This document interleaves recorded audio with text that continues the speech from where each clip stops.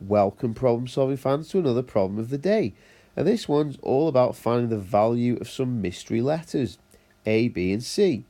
If we read it quickly we'll probably confuse ourselves, like this: half of A equals B, 25% of B equals C.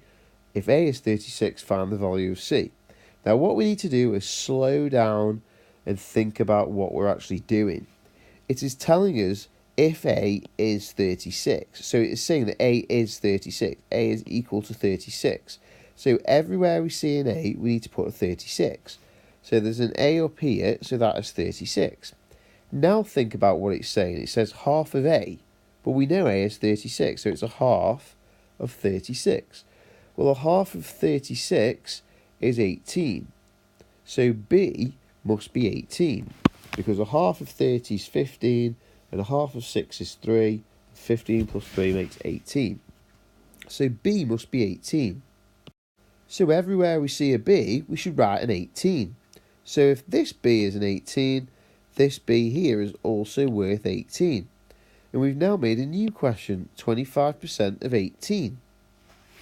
Well, 25% is a quarter, so we need a quarter of 18. Now, if you imagine 18 being a bar, half of that would be 9, and a quarter is when you split halves in half again. So if you split each 9 in half again, half of 9 is 4.5.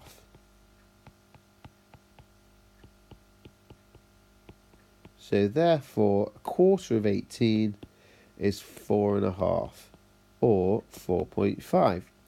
And it says 25% of B is C, and 25% of 18 is 4.5. So C must be 4.5 or 4.5. And that is actually the final answer to the question. It is actually asking us find the value of C. So the final answer, C must be 4.5 or 4.5.